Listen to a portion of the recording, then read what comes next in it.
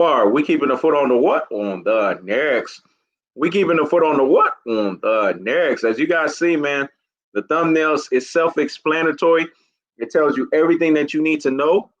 MJ 23, KB 24, one NBA GOAT to the next NBA GOAT back in 2003. Michael Jordan goated KB 24, never goated LeBron James. And when he goated Kobe Bryant back in 2003, the GOAT was as simple as this. Gilbert Arenas talked about a story. He was on JJ Redick's podcast. I talked about it in my video earlier today.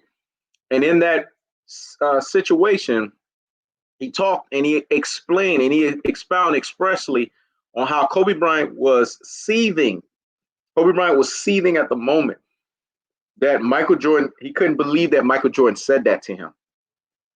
That Michael Jordan said you couldn't strap up my bootlaces. That you're just not good enough to strap up these shoes. But see, what people have to understand is greatness personification always pushes greatness personification. Let me say it again. Greatness personification always pushes greatness personification. Jordan didn't say that because he believed that. Jordan said that is because he instinctively believed. Salute to you, Joel Hayward. He instinctively believed that Kobe Bryant was a GOAT. But see, this is what people have to understand. When you're passing the torch of GOAT and you're giving somebody that GOATed status, right? And you're GOATing them, you have to turn around and push them because you have to make sure that they match the banner of what GOAT is, greatest of all time. So when MJ said that, he was purposefully getting on Kobe Bryant's nerves so that Kobe Bryant could be pushed to that level so that Kobe Bryant could lash him up. Jordan actually wanted to get done the fuck up by Kobe Bryant, but he was trying to push the buttons enough to where he could say, look, I'm an old guy here. I'm getting ready to get the hell out. You need to do my ass up and prove to the rest of the NBA that you are GOAT status. You see, you don't see the three-dimensional thinking ability that Jordan just did there, though. He basically forced Kobe Bryant's hand by saying, you can't even tie my shoe strap, because he knew that was going to motivate Kobe. He knew that was going to be in Kobe's mind because Kobe looked up to him. Kobe saw what he was, and Kobe wanted to be like that. But in order for you to get to that level, you have to lash up the GOAT. That's what MJ did. He lashed up Magic Johnson. Magic Johnson was the prior GOAT to Michael Jeffrey Jordan. But in 91, what happened? That's what you do. You lash up the GOAT so that way you get the GOAT status put upon you. And Kobe Bryant dropped 55 in the first half in that Washington Wizards series. But look what Kobe Bryant did. And it went over a lot of people's heads, Richy Rich. Kobe Bryant pushed Michael Jordan through him and bowled his ass over. Do you understand what that meant? That was a symbolic message of letting Michael Jordan know you are old, you are decrepit, and you need to get your ass up out of this NBA. This is my fucking league. And I'm going to bowl over your ass.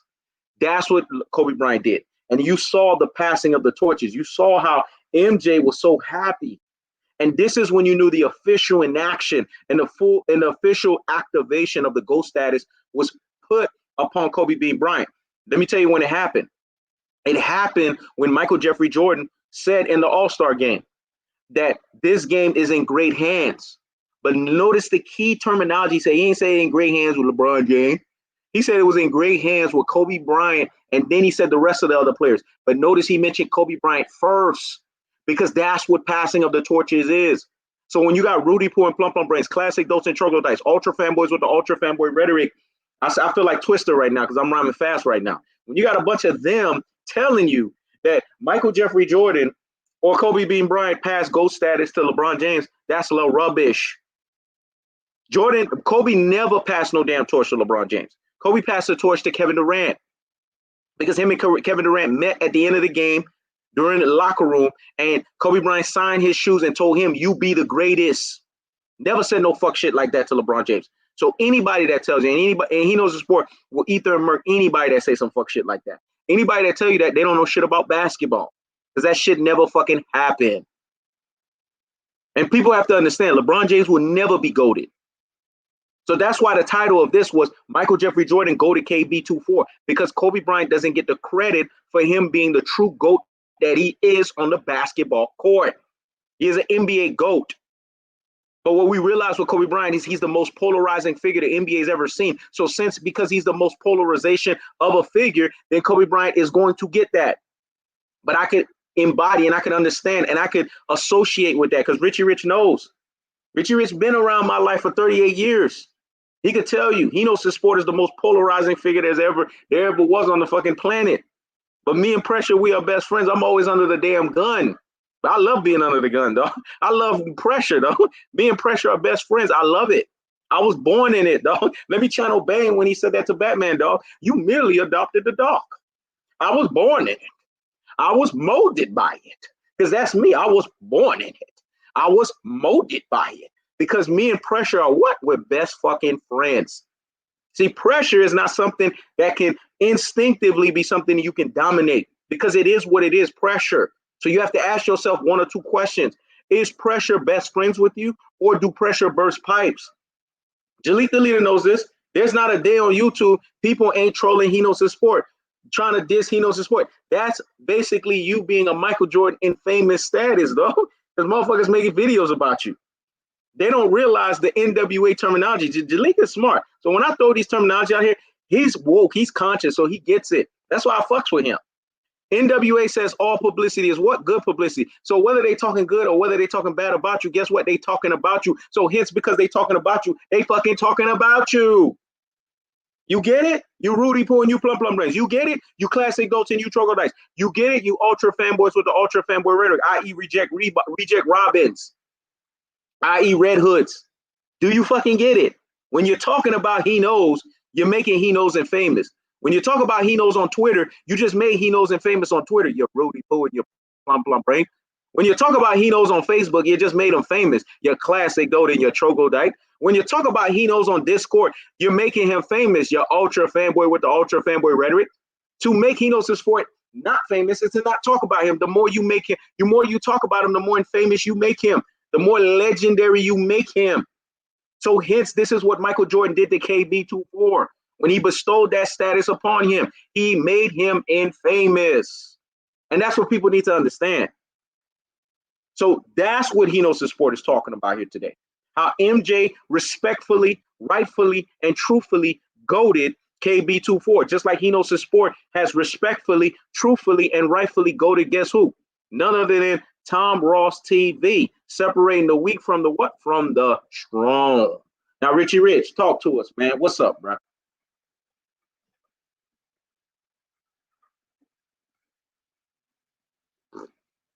Yeah, it was good. He knows, man. Appreciate you for having me on the platform again. What's good, Jaliktheleader? Being you on the show again. Salutes to all you coming in on the panel, on the chat. Today, I mean, we looking forward to going talking about more of what we talked about yesterday, and hitting that point hard, letting you guys know, the type of player that LeBron James is. Breaking down facts of what this championship was all about. That it didn't. Yeah, he won the championship, but this championship, man, it just felt cheap. It just felt flimsy because of the manner that it was in. No fans, no travel. His competition, they weren't really in. You could tell the comp. They looked like people looked like they were out of it. They just came to play, because they had to. They needed to make that money because if they didn't play, the CBA would have been pretty much torn down, and they would have had to do a new CBA, and it would have been in the favor of the owners. So these players, it felt like they were forced. They just had to play. They weren't really. This is not something like. Just imagine you're playing basketball. You're in your groove. You're playing with your team. And then this whole COVID-19 thing comes out of nowhere. Well, I mean, we knew it was coming. Our governments, they didn't do a good job of making preparations, precautions, and how this thing was going to come into the United States. They didn't make the right preparations, and so far we were affected heavily. A lot of people died. And there were stoppages in a lot of things. One of the things that there were stoppages was sports. All the sports were shut down.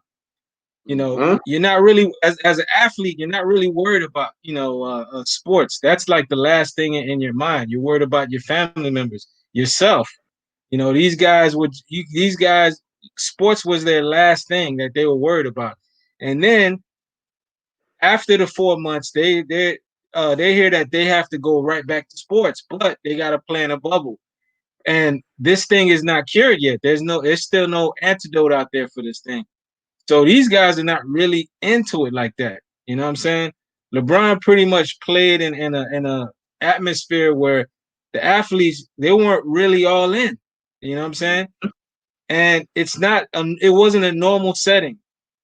So this championship altogether, man, just doesn't feel right. It doesn't Mm-hmm. feel right. And there was Mm-hmm. other politics going on behind the scenes. We already know what the Black Lives Matters. But just this whole all sports in general, man, something just feels cheap about it this year. You know, it's unfortunate. You know, any team that wins at a professional level, we gotta look at their championship as an asterisk. It's unfortunate, but that's because this is not a normal year. This is not a normal setting, man. Things have happened. You Mm-hmm. guys got to think out of the box, man. We've never experienced something like this. So Mm-hmm. why are we gonna count these championships? We can't. It's not the normal setting. I'm sorry, man. I'm glad you said that, man, because the bottom line is this: we have to ask ourselves these underlying truths, and we have to ask ourselves these underlying currents. When we look at Michael Jordan, we look at Kobe Bryant, we look at two, and now you could say that Michael Jordan has met the polarization bar that Kobe Bryant has met. And the reason why I'm saying this is because Michael Jeffrey Jordan is now being talked about as if he's not the NBA GOAT.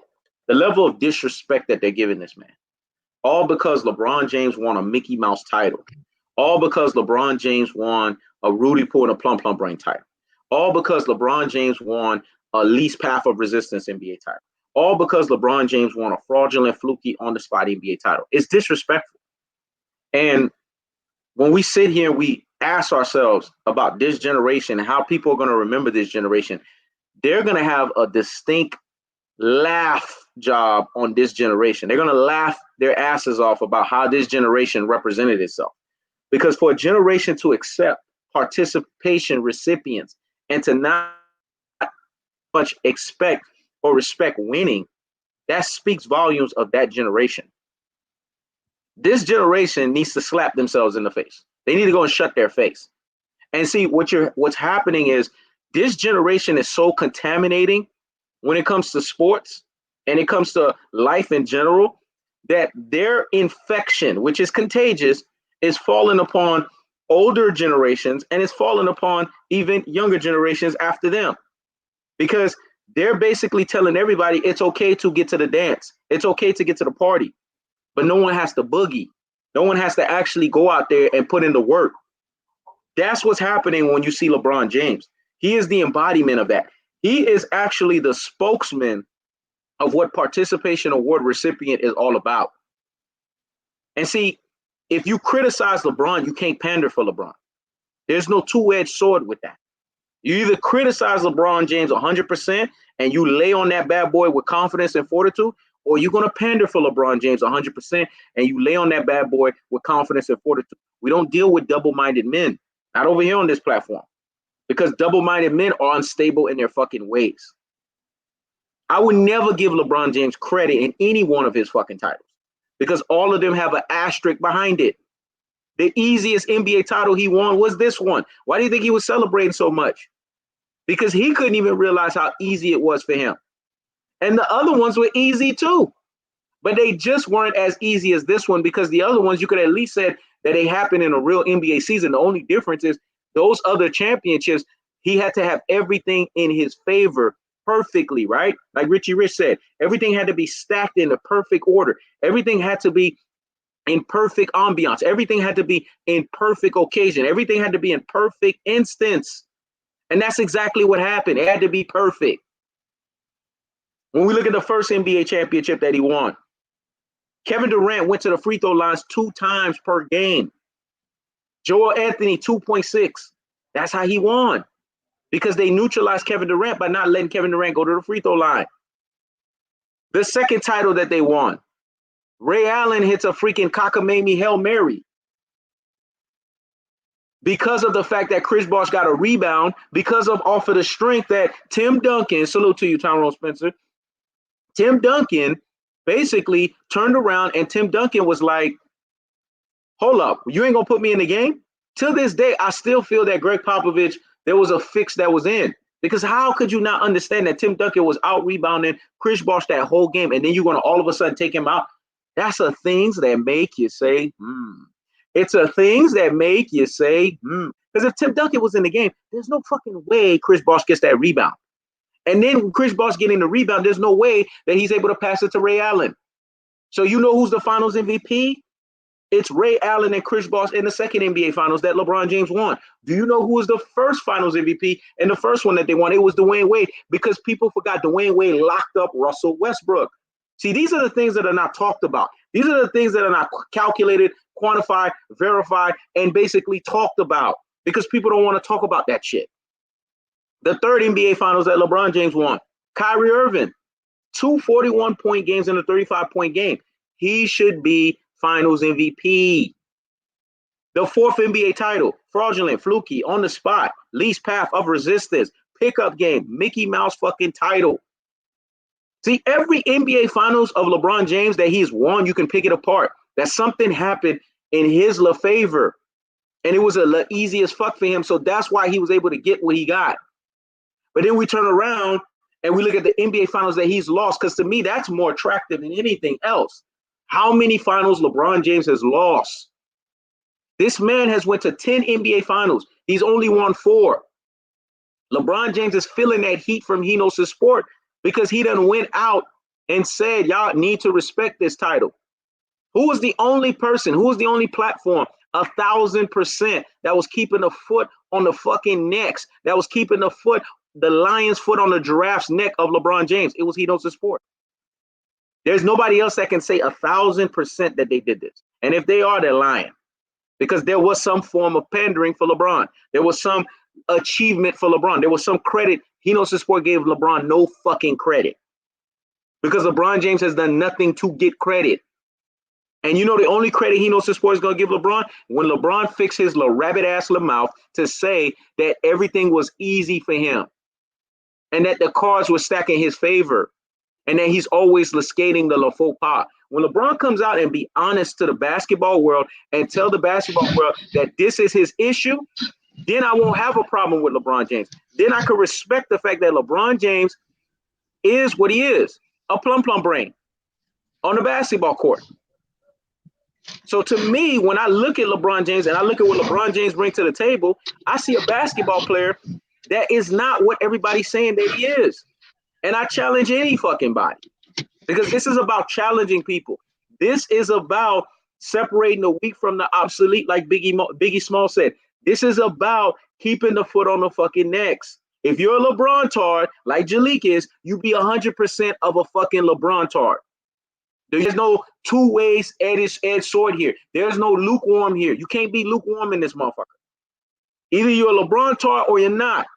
And that's why we respect Jalik, because Jalik is a LeBron tard. He prescribes to the LeBron school of religion. He tells you that LeBron is a GOAT.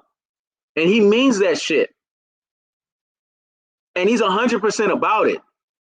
But you can't come up in here and say that LeBron is not this, he's not that, and then congratulate LeBron James on his NBA championship.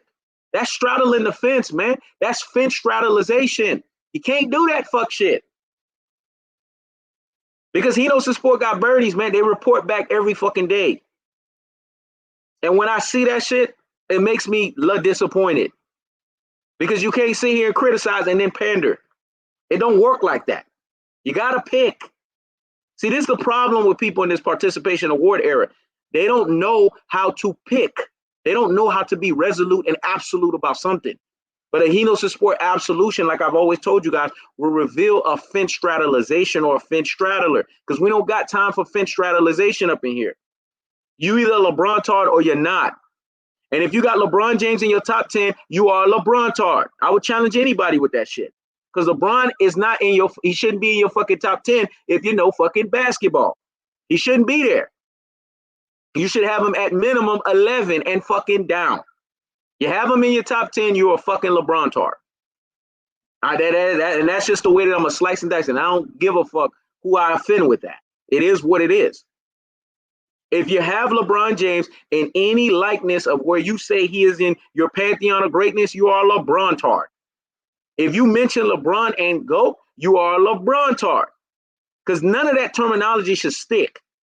Not with all of the stuff that you've had in front of you. You've had 18 years of data in front of you about LeBron James and his NBA career. And to fixate your mouth with knowing all of the excuses, to knowing all the aberrations, to knowing all of the asterisks, to knowing all of the damn skating of the damn faux pas, to knowing all of the lagoon reffing, to know all of the NBA Nike merging because they needed to recoup their initial $90 million investment.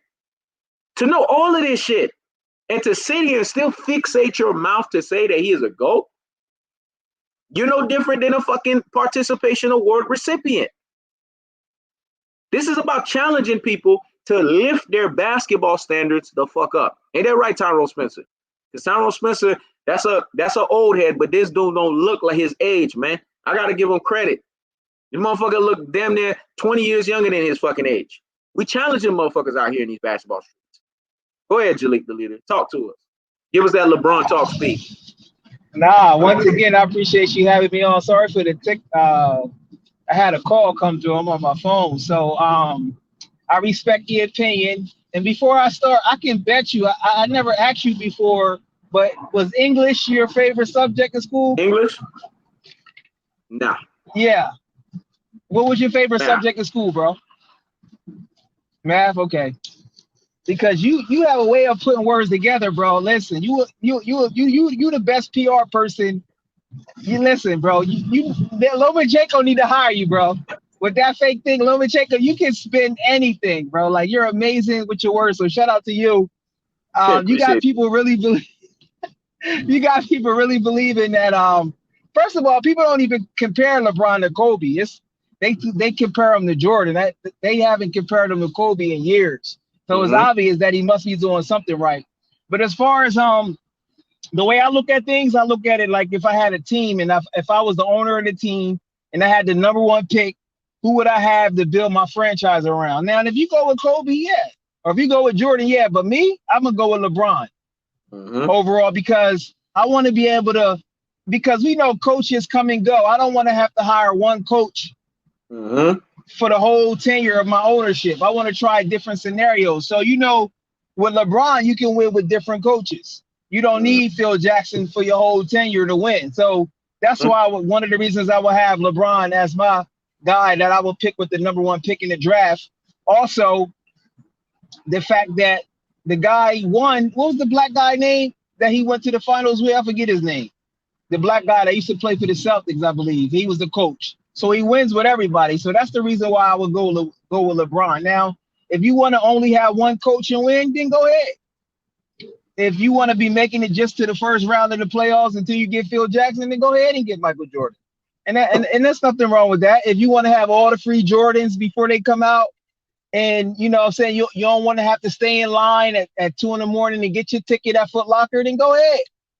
There's nothing wrong with that. Jordan is a good guy, but me personally, I don't want to have to. I want to have different ownership. For the first 10 years, I might say, okay, I want him. I'm not going to have Phil Jackson all there. And I like Phil Jackson because I use sage myself. When I want to cleanse out the atmosphere, I like to burn sage myself. And I like Phil Jackson. But we know Michael, for some reason, why is it that? You can probably answer that. You know his weaknesses. I want you to answer that. Why wasn't he able to win without Phil Jackson? And I don't want to hear no excuses neither. That's what we need to hear. We need you to break it down because you can only go with the finals record for so long. Because yesterday you admitted that Jimmy Butler does get credit for leading his team to the finals, but for some reason LeBron James doesn't get credit. So you mad because he didn't give you an autograph. You graded him on a curve. You have to say what you really feel. Telling people what you feel, bro. I know you're good at math. That you're good at English. Express yourself fully. And like I said, if you like Jordan, go ahead. I'm not. You get what I'm saying? I'm not gonna have him on my team. And plus, I already know the Jordan personality. He would get in too many fights. Like somebody can knock Jordan over his head. He got the tyrant personality. It's like he don't have no life except basketball.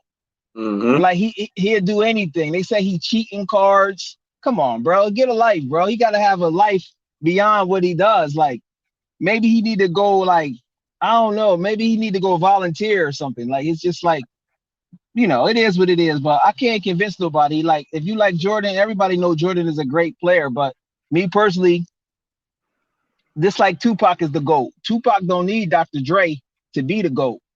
When All Eyes on Me came out, Dr. Dre done like 2 songs. Most of the songs was produced by Daz and Johnny J, the Mexican dude that looked black. He don't need Dr. Dre to be the GOAT. That's who LeBron is. He's the Tupac of the NBA. He doesn't need these guys, and he's gonna win. And I like Jay-Z too, but Jay-Z number 2 and Tupac is number 1. That's just the way it goes. And he don't need Dr. Dre. He don't need Timberland. He don't need none of the big producers that come out with classic hits after hits. So that's what I'm saying. AKA LeBron Shakur. That's his new nickname. LeBron Shakur is his new nickname. Well, we're not going to discredit that, and I'm going to pass the mic to Richy Rich, but I'm going to say this. The only thing that you said that was true, and I think anybody that's a rap head knows this, is Tupac is number 1. But LeBron ain't no fucking Tupac. It would be Kobe Bryant or Michael Jeffrey Jordan that would be the Tupac. But Tupac is number 1. I'll give you that. And the reason why is because Tupac checked everybody while he was alive and nobody wanted to see him. That's when you know you have absolute fear. That's where I judge the rap game at the highest levels. Tupac came after Jay-Z, Higgity Hush status. Tupac came after Nas, Nas cried. And Richy Rich, Nas your favorite rapper, but Nas cried. Tupac looked and that damn Arsenio Hall show. I remember this shit. That was like the back of my head. And you remember what he said, Richy Rich? You and I know the truth, motherfucker. You and I know the truth. And once he said that shit, Nas was hands the fuck off. Tupac rolled on every fucking body. Hit him up, you name it. All Eyes on Me. Tupac was in that. Tupac is like he knows his sport, dog. You know what? I could call myself the fucking Tupac of YouTube. Because I'm always looking for all that fucking free smoke, but can't nobody see me, dog. That's Tupac right there. Tupac always looking for that free smoke. He's unrelentless. And you know what we share? We both apply unlimited pressure on your ass. Because once he hit him up, he went on a fucking tear. He was just riding on the enemies.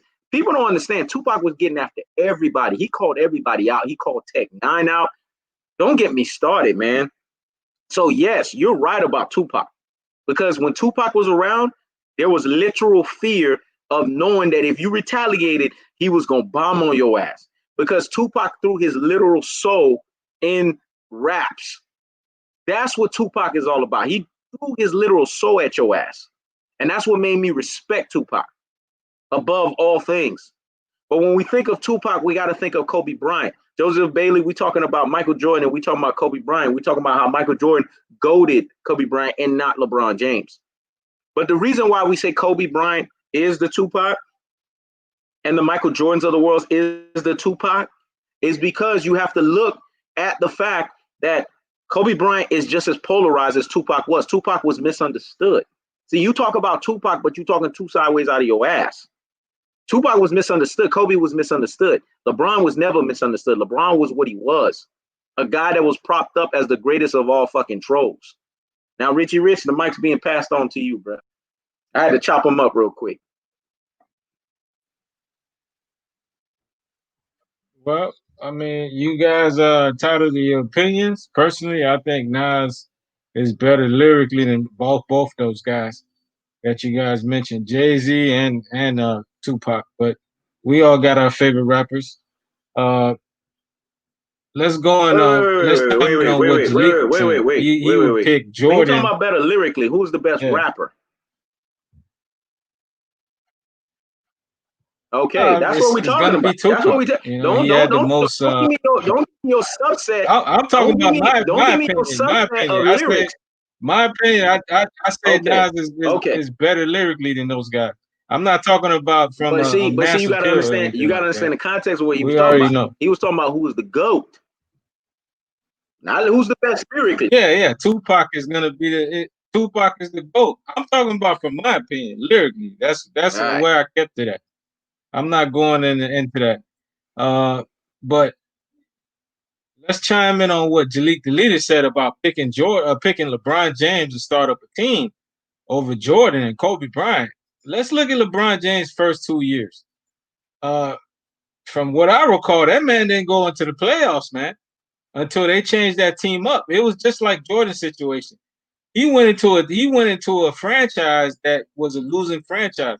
But Jordan went to the playoffs his first few years, man, as a member of the Bull, and they gave him, just like LeBron, they gave him the keys to the team. LeBron didn't make the playoffs his first 2 seasons as the Cleveland Cavaliers. So Jordan was able to get to the postseason as a Hmm? rookie, but LeBron wasn't. He was even able to get to the postseason as a sophomore, and LeBron wasn't. Come on, man. You picking LeBron James. Listen, it wasn't until they got guys that could rebound that basketball and that could defend on that Cavs team. That's when the Hmm. Cavaliers made that postseason. And they were able and they're able to play a tough series against the Pistons in that semifinals. I remember they brought the Pistons to 7 games. LeBron, he did his thing, but he had All right. hustlers on that team, man. He had Drew Gooden, he had a Gaskis, he had a young Anderson Varejao, he had Eric Snow, he had who else on that team? He had Pavlik. He had hustlers. He had hustlers. Those guys were hustlers, man. And they did that thing. You got to give it to him. Without those guys, he even had Daniel Marshall. Daniel Marshall is one of the better 3-point shooters in the NBA. He had Hmm? some guys. It's not These guys weren't star players. They were just Hmm? solid role players, Harry guys that Hughes, played their role. Harry Hughes, Mo Harry Williams, Hughes, Daniel Boobie Gibson. Daniel Boobie Gibson. I could keep naming names, man. But he had solid role players on that team. Antoine Jameson, We're not Shaquille we're O'Neal. not gonna talk about those guys with stars.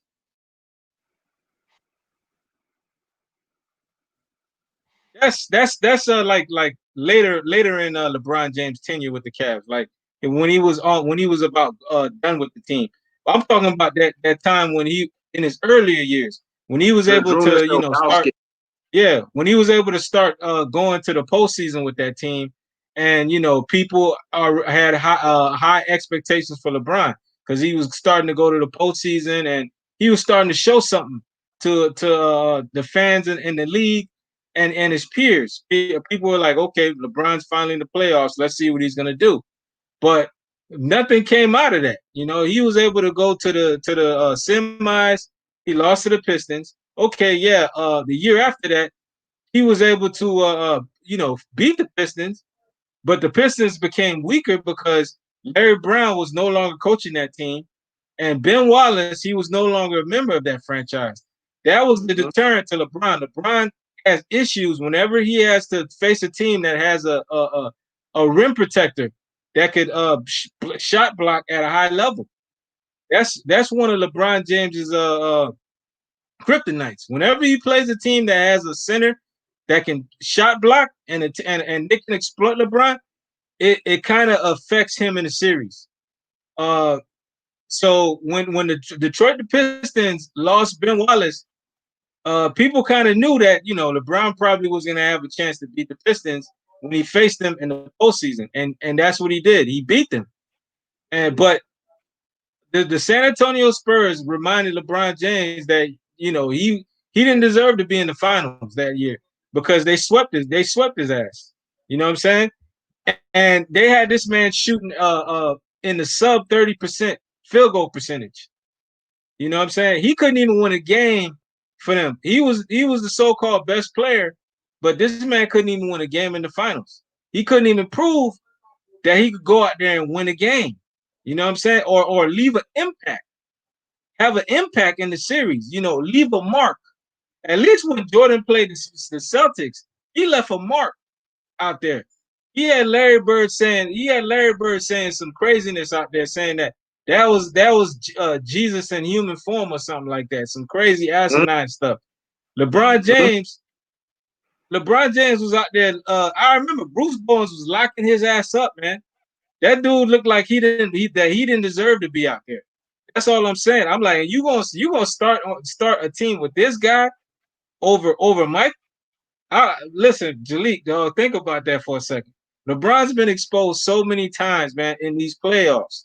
When he played against the Celtics, after that, it went from okay, he went to the finals, then it was nothing but regression after that. He regressed because he went to the finals, then he went to the Eastern Conference Finals. The Celtics were able to beat him in 7. Paul Pierce outdueled him in that game 7. When it came to scoring, Paul Pierce outplayed him. I believe he dropped 45 points and Paul Pierce dropped 41. But Paul Pierce scored points in the impactful moments in the fourth quarter, down the stretch. His points came in the moments that counted, and LeBron couldn't score points down the stretch. So Paul Pierce was able to outdo LeBron. That was when Paul Pierce still had his legs. He could still, go at LeBron. The year after that, LeBron loses to the Orlando Magic in the semi round. That's a regress. He keeps going backward and backward and backward. He was in the. Let's look at it. And when he played against the Spurs, he was in the finals. Then when he plays the year after that, he plays the season. He loses the Eastern Conference Finals.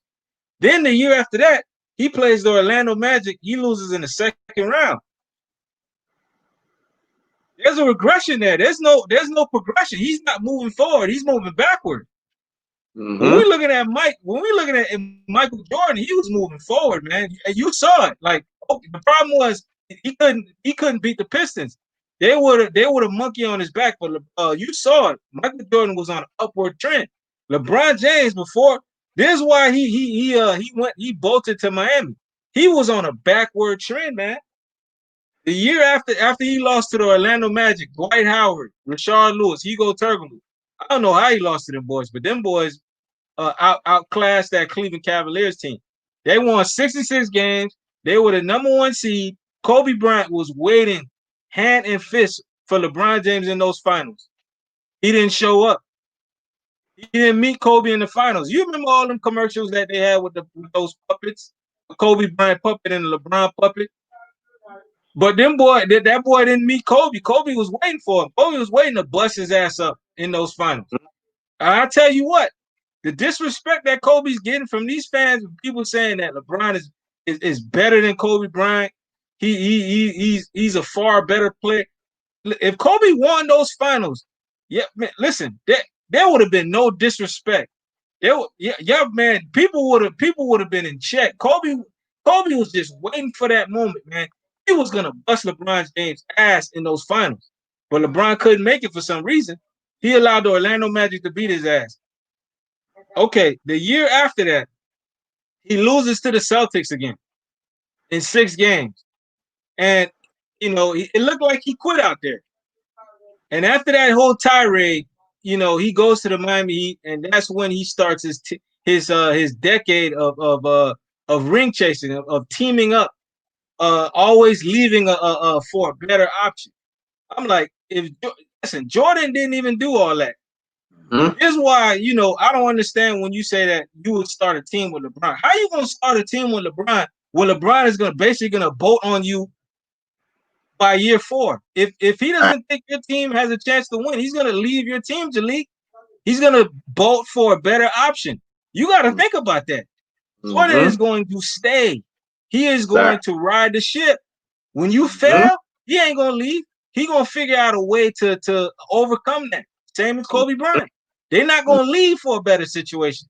They're gonna try to figure it out, and they're gonna try to come back harder the next year, put in the work in the offseason, and they're gonna try to come back and win. They're gonna put that heat and fire on the organization to acquire guys to bring over to the team because they're alphas. They're not just gonna leave. Our true alphas, man, they're not gonna leave leave their home to go to another home. They're gonna stay and they're gonna write that ship, man. They're gonna write that ship until the wheels fall off. LeBron, he ain't gonna do that. How you gonna start a franchise to a guy that's not gonna be loyal to you? Jalik? LeBron has shown this 3 times. That's why I don't get what you saying that you gonna start a franchise with LeBron. Guys can't start a franchise with LeBron because he's gonna leave for a better situation. He's proven that to us 3 times already. Can't start a franchise with him. He's always gonna vote for a better situation. So you gotta rethink that, bro. You gotta rethink that.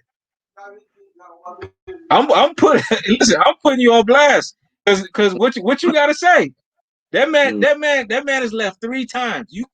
Who can start a franchise with him? Hey, I'm done. Shoot that right back to Jalik. Jalik, talk to us, dog. Today you getting the mic. It's funny how Mr. Double talk, and then he talks about Kevin Durant who left his team, but then he has another public relations story that he used. I don't know. Do you use the app, bro?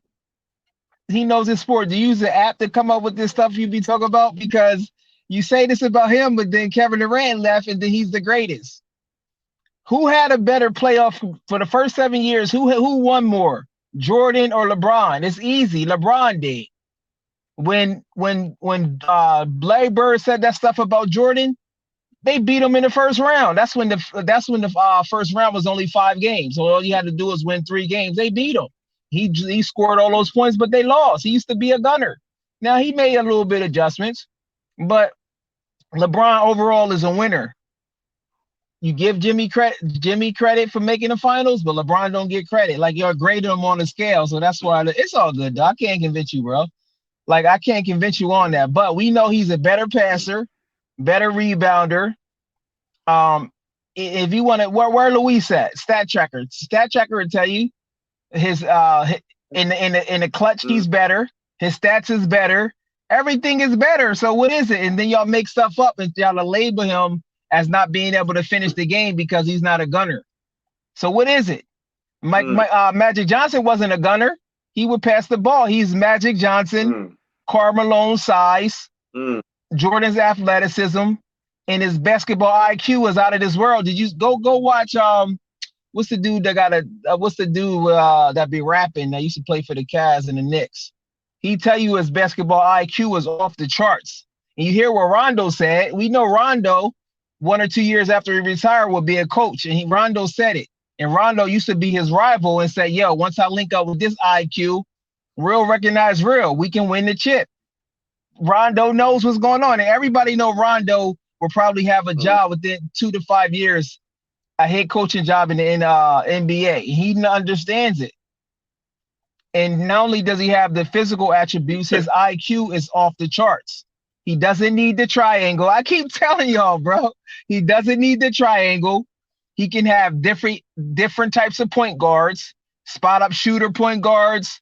He never really had a great point guard like say that can really pass the ball, give you 10 assists. So he just takes over the game, and he has the personality. You like to bring up alpha.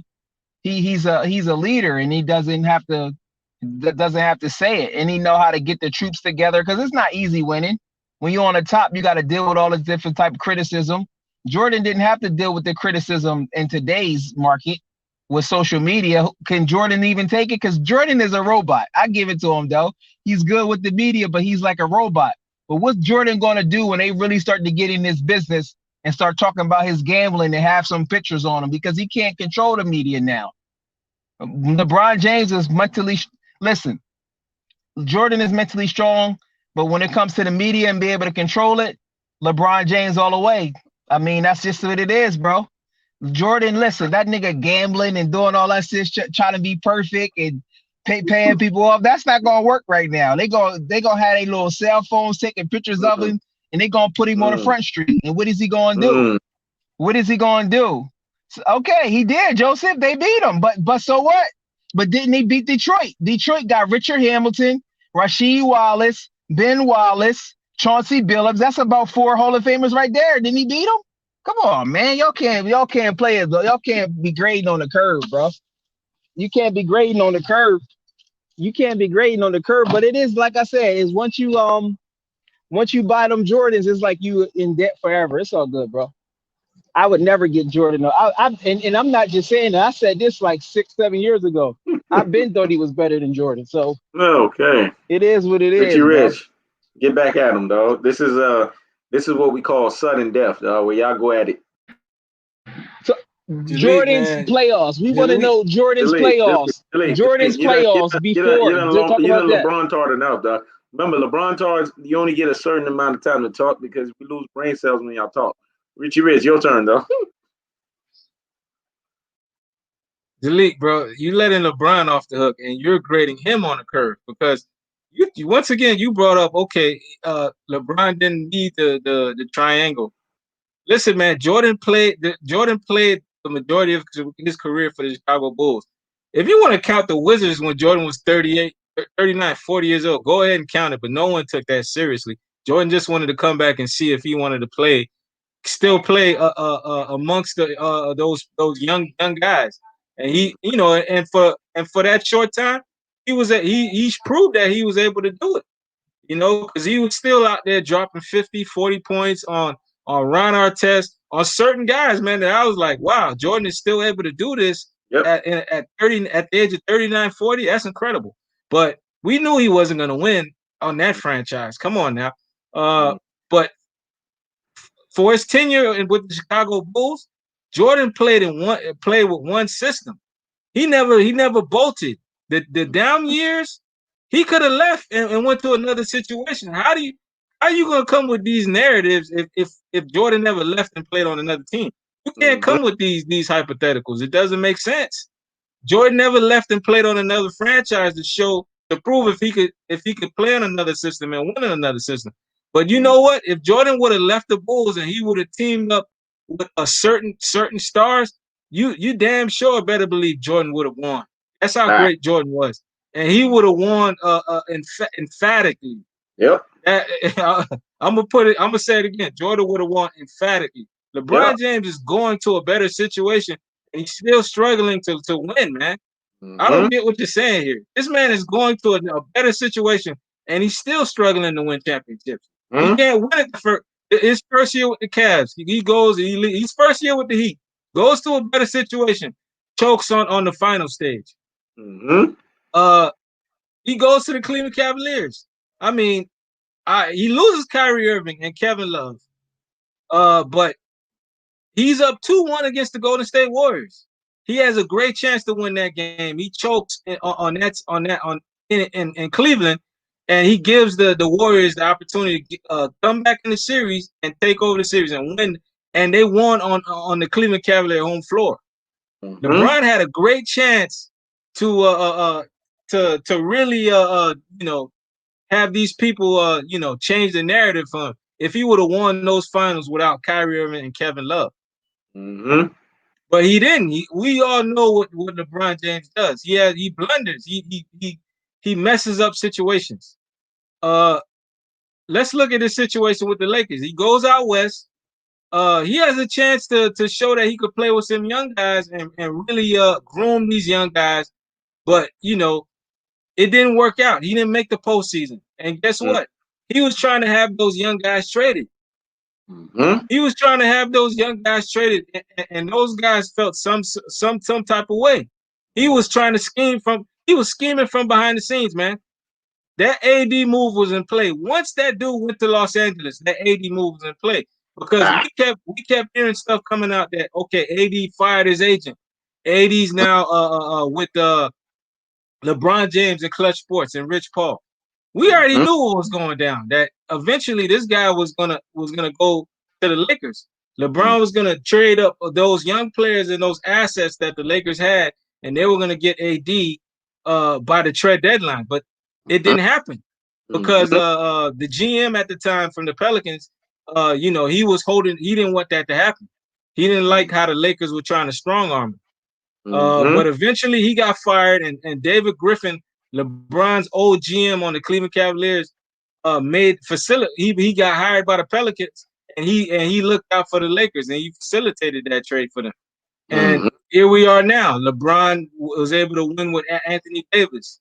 But LeBron is always putting himself in a better situation. You keep saying this about Jordan. What's impressive about Jordan is Jordan won a three-peat. This man retired, was out of the league for a year and a half. The game could have passed Jordan by. He came back a year and a half later and was able to win 3 more championships. The talent could have passed him by. Obviously, the talent didn't pass him by. He was able to win three championships, do another three-peat. If LeBron takes a year and a half off, you think this dude, LeBron hasn't even three-peated in this league yet. This man out here ring chasing, going on super teams, and he hasn't three-peated? Come on, man. That's ether right there. That's ether right there. That shit that make your soul burn slow. Exactly, he knows. How you out here ring chasing, teaming up with the best players, and you can't win a three-peat? But then, if you look at the Bulls, their first three-peat, they weren't really a super team, man. Now, the 72-10 Bulls, yeah, I give you that. That was a super team. Jordan, Pippen, Rodman, listen, that defense, that was some hellified defense. But that first three-peat, Chicago Bulls team, they were not a super team. They three-peated. How come LeBron couldn't three-peat with the Miami Heat? They went to the finals 4 times, man. Things that make you say, right? He knows things that make you say, damn right, man. Listen, man, you overhyping. All I'm hearing from you, Jalik, is you overhyping LeBron James. You overrating and you overhyping LeBron James. That guy has not cut the cheese, bro. He's been given too many passes, and this man has been to the finals 10 times. He only got 4 of them, man. And he's out here ring chasing. This man ring chased in his prime. At the prime age of 26, this dude decided he was gonna ring chase. That was gonna be his career. And he only got 4 titles to show for it. I got a question. Besides scoring, hold on. Besides scoring, all right, go. You can talk. I'm done. All right. Hey, this is sudden death, dog. So y'all going back and forth. I'm just chilling. Besides, go ahead. The fans want to know why Michael Jeffrey Jordan, the GOAT, couldn't make the playoffs with the Wizards. Why he couldn't do that if he's so good? Now, are you serious? Michael Jeffrey Jordan with the Wizards? Are you serious? Are you serious? Right? So what's wrong with that? He didn't have Phil Jackson. What he needed Phil Jackson. He got hurt in the season. So that's the excuse. Is that the excuse? Wait. He got hurt in that season. Okay, so that's you reaching that far. You reaching that far that you got to go. You reaching that far that you got to go after a decrepit man that was old at that point. Come on. No. Okay, so that's the excuse. But y'all said he was the GOAT. Y'all said he was the GOAT. I didn't want to interject, but I have to interject because what you just said was Rudy Boy, blah, blah, blah. Classic Dodo Troglodyte and typical ultra fanboy with the ultra fanboy rhetoric nonsense. Here's the bottom line here, man. Don't come over here with that outlier nonsense because that's what you do. I already revealed you, deduced you a long time ago as a outlier. You like to do the outliers. What you got to do here, and we're going to put your outlier in context, is this. LeBron James needs to be 38 years old, and let's see what the fuck he do at 38. Then you can judge that. You see what I'm saying? See, if you're going to mention something where Jordan was completely a decrepit at that time, and it was Kobe Bryant's league at that point, then you're going to have to say, what does LeBron James do at 38? Is LeBron 38? No. So last time I checked, stop the presses and pump the brakes on the nonsense. Go sit down somewhere and what? You know, in the finger and famously wag, higgity fucking hush. Now, Richy Rich, the mic's back in your corner, dog. Yeah, man, that's what Jalik is he don't understand right now because he keep dodging between what the stuff that's coming out my mouth, man. He's not really trying to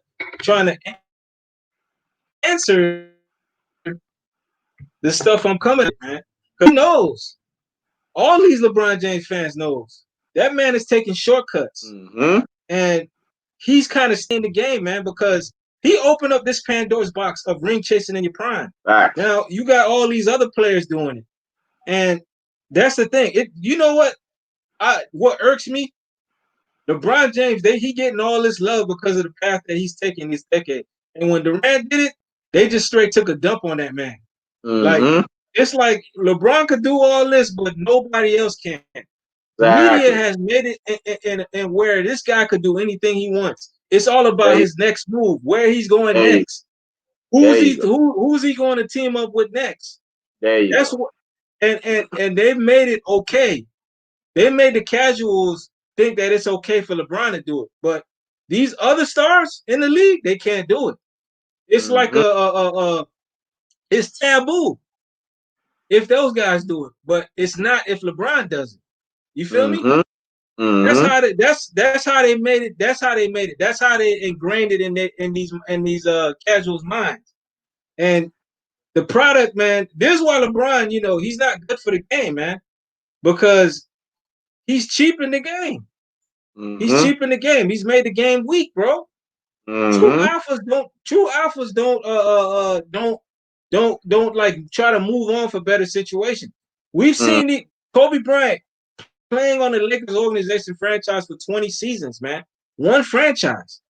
Dirk Nowitzki, he played in Dallas his whole career, man. Kobe Bryant, his whole career. Tim Duncan, his whole career. Those guys are the last of the dying breeds, dog.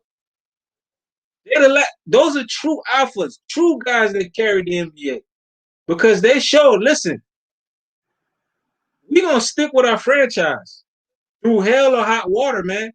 If we fail, we're going to come back harder. If we fail, we're going to figure out a way to come back and be back on top. LeBron James, this man failed. He automatically looking for the better situation. I'm going to get out of here. He already scheming. That's what he did to D Wade and Pat Riley, dog, already scheming. Cleveland Cavaliers, he was already scheming. When he realized he couldn't win with Cleveland no more, this man was scheming. How can I remain relevant to the people in the league? I gotta go to the Lakers. I gotta go be a swagger jacket. I mean, if I go to the Lakers, I'm gonna get all the press. And you know what? I'm not just going over there to go there. I'm gonna make sure I get another star to come over there, so it improves my odds of winning. That's how LeBron James thinks, man. Y'all keep letting that dude off the hook. Y'all gotta be real, man. As fans of that dude too. This dude has had shortcuts. This dude is taking shortcuts. His path has been easy. Listen, man, we don't watch this game to see guys take easy paths. We watch this game to see the best compete against the best. That's it. Richy Rich dropped that dude. Yeah, I'm done. Go ahead, Jalik. Sudden death, dog. Go ahead. Nah, because you keep double talking because you say you want the guys to do their best challenge, and then you turn around and say Kevin Durant gets all this credit. So you're gonna have to answer for that.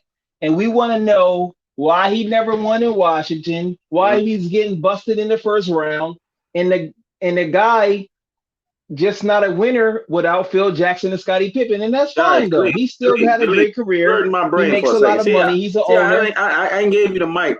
I gave you the mic. No. So you always gotta help because you need help. I don't. This is one-on-one. It's like you joking. Richy need help. Need Rich help. need help, You bro. just talking rubbish right now. So So here's the thing. He buried you, so I'm gonna bury you deeper. How about that? He already put you 6 feet. I'm putting you 12. Like the bomb one says, Jordan repeated twice. LeBron has only repeated once. That's facts. So that in of itself disqualifies LeBron James. And Kobe Bryant has three-peated once and repeated. So Kobe is three-peated and repeated. MJ has three-peated twice. And if Paul Gasol didn't fuck around and didn't tie his face in his ass, then Kobe would have had a fucking 3 feet too. This is what you don't understand. Greatness personification can only be hindered. That motherfucker can't be stopped. When you look at Michael Jeffrey Jordan, that's greatness personification walking. When you look at Kobe Bryant, it's greatness personification that's hindered, but greatness personification that can't be stopped. Damn, I can't help myself though. The wordplay, like you said, Jalik, the wordplay is sick, dog. That shit is off the chart. So let me let that marinate in the corpus callosum and in the cerebellum. So hear me and hear me fucking well, because what I said was so deep and profound. So I gotta let this marinate in the medulla oblongata. Michael Jeffrey Jordan is greatness personification walking. He's living greatness personification. Kobe Bryant is greatness personification that is hindered, but greatness personification that can't be stopped, i.e. he is a polarizing figure. But nevertheless, he's greatness personification. Now, when you talk about Kevin Durant, that's greatness personification in the works. And the reason why I say that is because he has to win a few more titles before I can give him the full inaction and the full activation and the full clarification and the full certification and the full dedication and the full authorization of him being greatness personification. He has to give me about 4 titles for me to give you that. Because on the NBA pantheon of greatness, anything less than 4 is like Charles Barkley's commercial. It's unfucking civilized. That's what it is at its truest and its most properest levels. Even though LeBron James has 4 NBA titles, LeBron James has gotten these 4 NBA titles in 40% NBA Finals averager and performer. LeBron James is the Guffafo, greatest Finals failure of all time. Don't compare the greatest loser with the greatest winner. Damn, Jalik, I'm fucking you up right now. Because LeBron James is the greatest loser. So when you want to say LeBron James is the greatest at something, he is the greatest at losing. Whereas Michael Jordan is the greatest at winning. You see, they are the opposite spectrum. They're a 180. They're what we call paradigm shift. They're a catch-22. It's a damned if you do. And in this instance, it's a damn if you fucking don't. Because in this instance, you don't. Because you got to look at Michael Jordan. You got to look at 6 for 6. Never let that thing go to 7. Absolution. 6 finals MVPs. 100% NBA Finals averager and performer. I didn't know 40% matched up with 100%. Kobe Bryant is 71.4%, still 31.4% higher than LeBron James. Do you guys not understand? And let me throw a stat at your ass, Jalik. LeBron James has to go to the NBA Finals. Richy, when I tell you this, you're going to laugh your ass off. And then you're going to have the extra ammo so you can drop that ether on this motherfucker. LeBron James has to go to the NBA Finals 21 times. He has to win 11 straight just to match Kobe Bean Bryant's NBA Finals average. Damn, I didn't catch that shit. For the real G's, the super real G's, and the ultimate real G's out here in these basketball streets. Let me rewind that because that needs to marinate in the corpus callosum and in the cerebellum. So hear me and hear me. Well, you know, he knows his sport is in Super Saiyan mode. And when I'm in Super Saiyan mode, just gobble that shit up like a fucking turkey. LeBron James needs to go to 21 NBA Finals. He needs to win 11 straight in order for him to have the same NBA Finals average as Kobe Bean Bryant. That's ridiculous.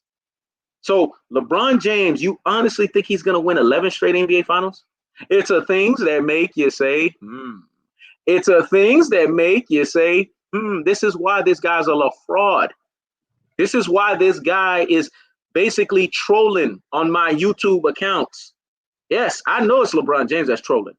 Because those comments, they only sound like his 27th law of power ass. Yes, I have the unmitigated gall to say it. Because I've been applying unlimited pressure on that motherfucker. Because pressure does what? It bursts his pipes. The Hkhs sport pressure will make anybody else. I've had Danny Garcia on boxing troll me. Come in the motherfucking shit and troll me. I've had Junior Lopez, Teofimo Lopez dad troll me. These motherfuckers troll me. And you know why? Because I'm applying unlimited pressure on their ass. And when the Hkhs sport pressure comes on your ass, pressure does what? It bursts his fucking pipes. And LeBron James can't stand the fact that he's been being revealed as such, a fraud. That's what he is. And if people are not holding his feet to the fire just because you stay in fucking LA, I don't give a flying fuck if you stay in LA. Just be real about LeBron James. Don't be like, oh, you know, it's purple and gold. No. There's purple and gold, and then there's LeBron iteration of purple and gold. This shit don't fucking match. And real purple and gold fans, that are true purple and gold, if you stunting on this NBA title and you making it seem like this NBA title is reminiscent to you because you in LA, then you need to take away your purple and gold banner. You need to be relinquished from being a Laker fan, because true Laker fans don't denote Mickey Mouse titles. They don't denote fraudulent, fluky, on the spot NBA titles. They don't denote least path of resistance NBA titles. They don't denote pickup games. That's what this was. It was a bubble. Do you guys understand what the word bubble means? It means isolation from reality, illusion. Don't take my word for it. That's the second definition of bubble. So that means it's an infinite Tsukuyomi, i.e. for the Naruto heads. And when I say that shit, it cuts deep. It's a virtual reality. That's what it is. This is not a real NBA title. That's why they call it NBA bubble title. You get the difference? Because a real NBA title, you just say NBA title. You don't put a bubble in front of it. And that's why LeBron James is celebrating, because he know he won a participation award title. And if people are not being honest with themselves, then that's on them. If you're giving LeBron James credit for winning a fucking bubble title, then you need to get your basketball card revoked.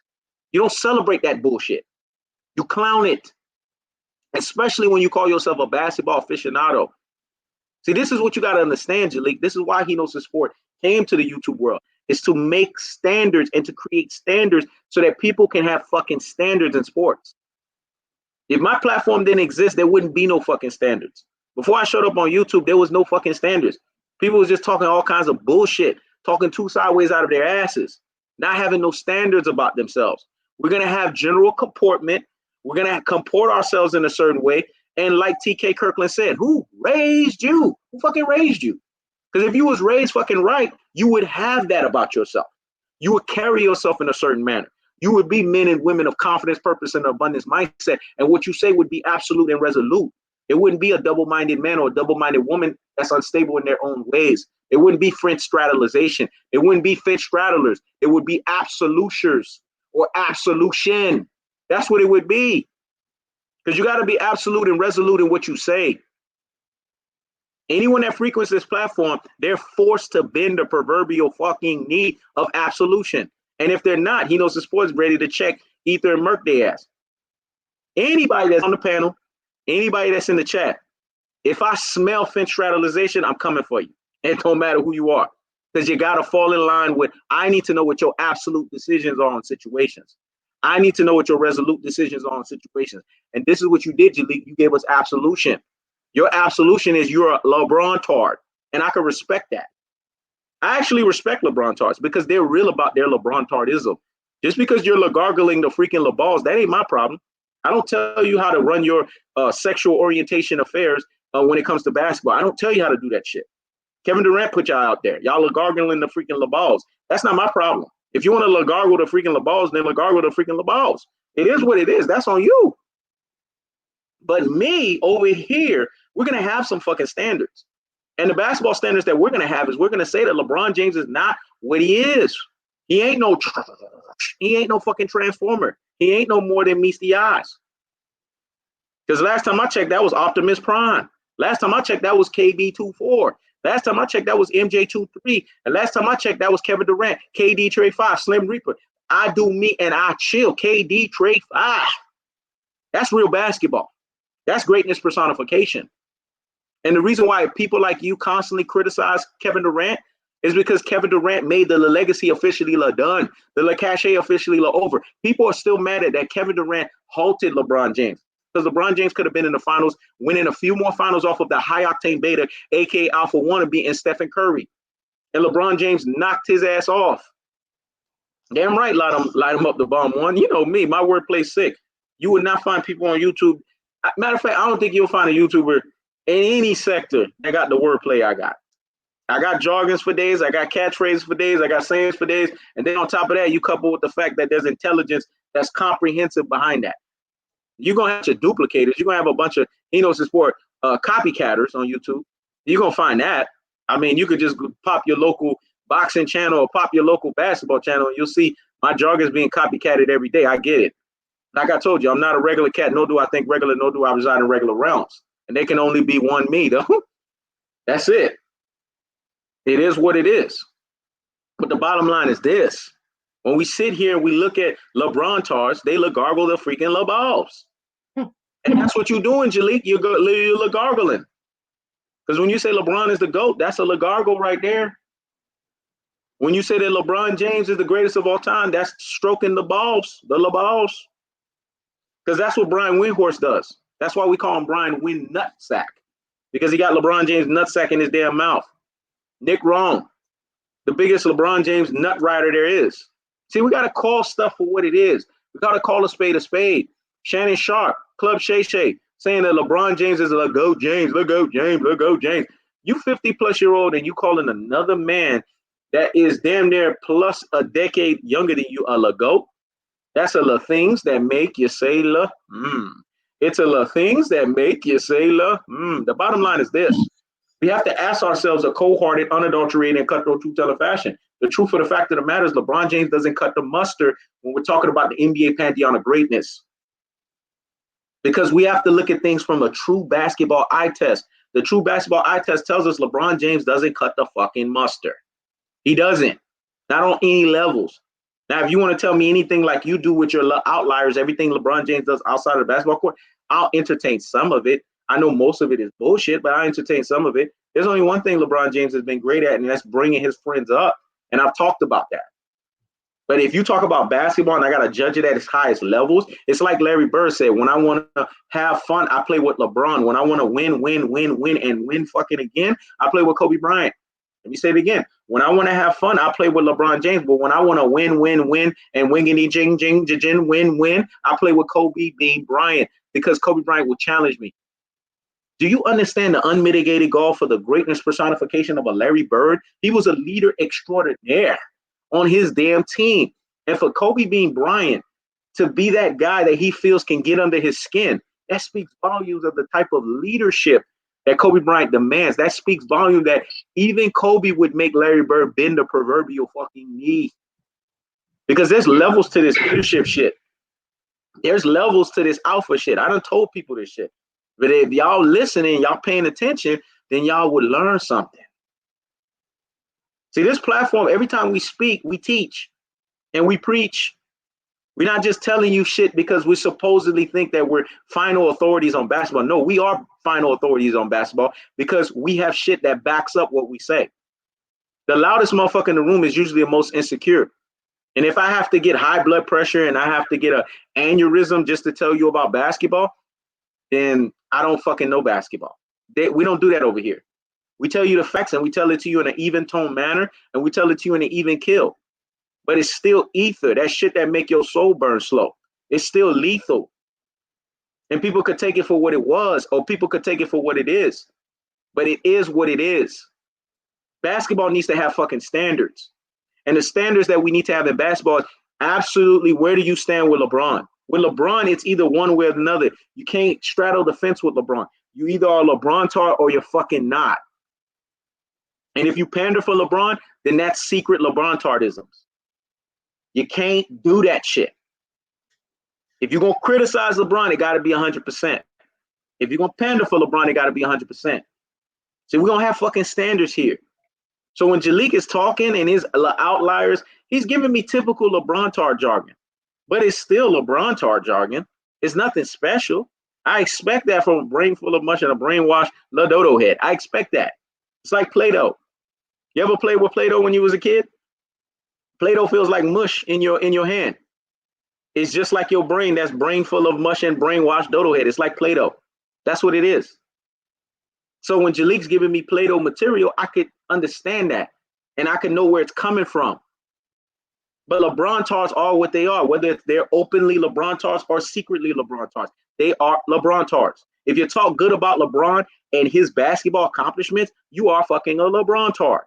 Because there's nothing that LeBron James has done on the basketball court for you to definitively say that he wasn't giving things in his favor. If you're not speaking in that way, then you're a LeBron tar.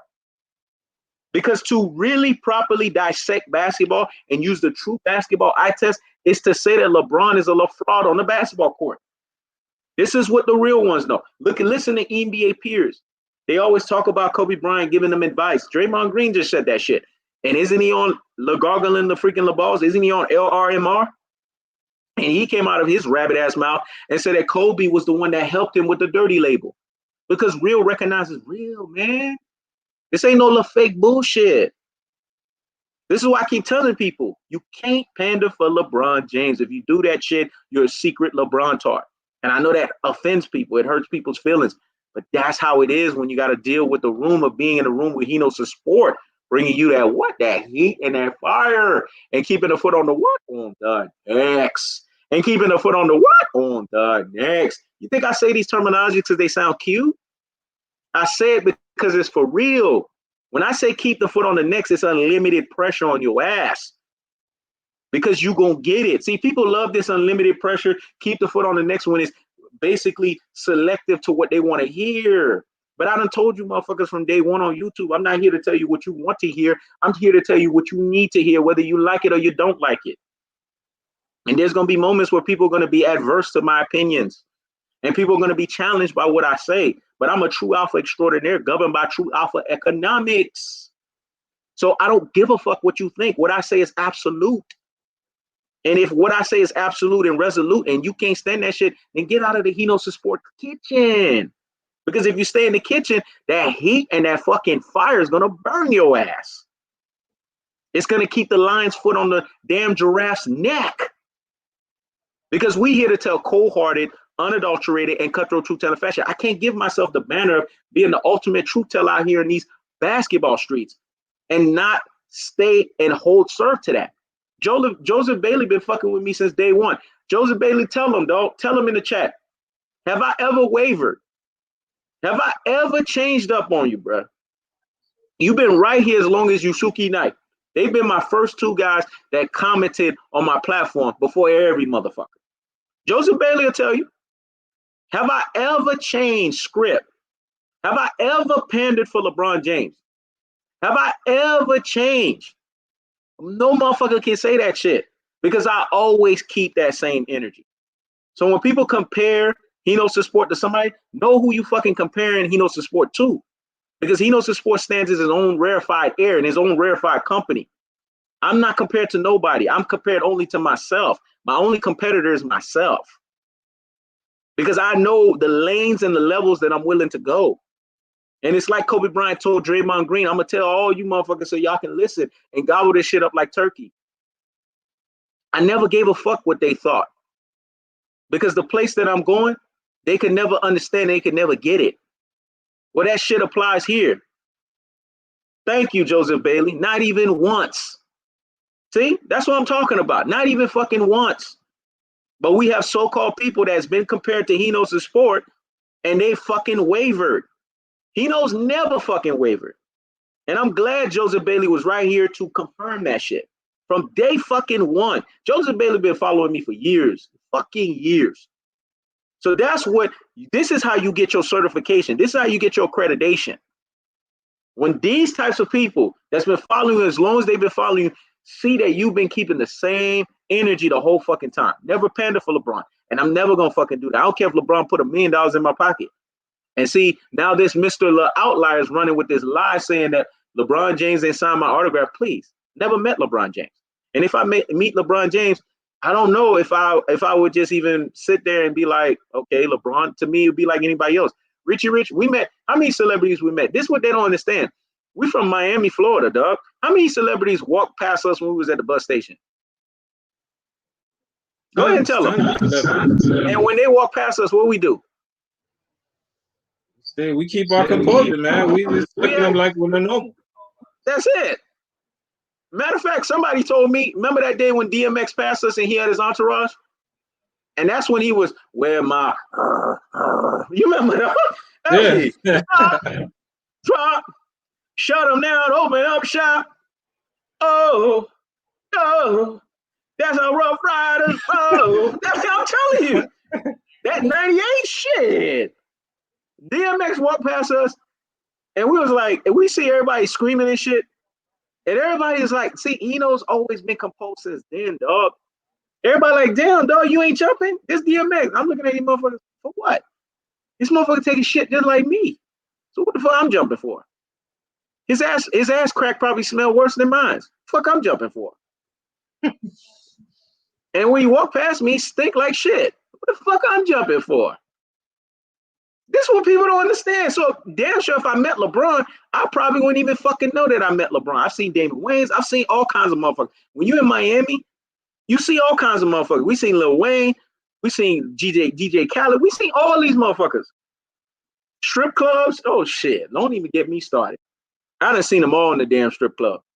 Tits and ass all in the damn face, sitting right next to you, dapping it out with them. Miami football players, dog. Miami Hurricanes. Dog, don't get me started, man. I'm like the mini mayor of Miami, dog. Hey, you better tell them, Richy Rich. They don't. That's my nickname, the mini mayor of Miami, dog. I done frequented a lot of places. There's not too many things under the sun that he knows the sport is not done. So bottom line is this: I don't get rattled over that shit. So when I hear Jalik tell me out of his own rabbit ass mouth, "Oh, LeBron," if LeBron walked past me, I'll look at him like, "Who the fuck is this?" And I'll tell him to his damn face, "You ain't shit on the basketball court." I ain't gonna be stroking his ego. I'm gonna be saying the same thing. Why you got all these groupies gargling the freaking balls? And he's probably gonna look at me like, "Who the fuck is this guy?" That he has the audacity to talk. Yeah, I said it. I have the unmitigated gall to say it, and I will say it again. Yeah, you are not the GOAT. And if you're giving yourself the title of the GOAT, it's the greatest of all trolls. See, LeBron James has never faced nobody to tell him the damn truth. Because I know if somebody tells him the truth, he will cry. I'll make LeBron James cry. If I met LeBron James, I'll make that motherfucker cry. Because I would tell the truth about his ass. I'm not going to kiss his ass. I'm not going to be one of these motherfuckers talking shit about LeBron. Then when I see LeBron, I get starstruck. No, I'm going to tell you to your fucking face. If I'm sitting here all this time telling you you ain't shit on the basketball court like you think you are, when I'm in your damn face, I'm going to tell you that shit too. You know how many Miami football players that I've sat here and say, man, you play like shit. We in the strip club. You play like shit last week. Some of my homeboy, hey, man, you can't be talking. Fuck that. You play like shit. You play like dog shit. Are you going to play good next week? And then they come to me, man, hey, this dude right here, though. Hey, I got to respect you, though. You got some balls on you, though. You're just talking to me. Swell up the fuck up, man. 350. I don't give a fuck. Because I'm going to tell you to your damn face. That's who I am. See, I'm trying to tell you guys this shit so you guys know who the fuck I am. If I'm telling you this shit, not in these motherfuckers' face, I'm going to tell it in their fucking face. Because I don't give a fuck. See, that's what people got to understand. I don't give a fuck. LeBron James is not what he is. And people need to understand that. And I will keep singing that message as long as I'm going to keep singing it. And I'm going to keep Joseph Bailey's comment up because Joseph Bailey is certifying me.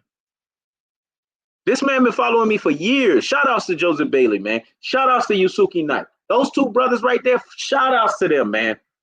They'll fucking tell you. I don't waver.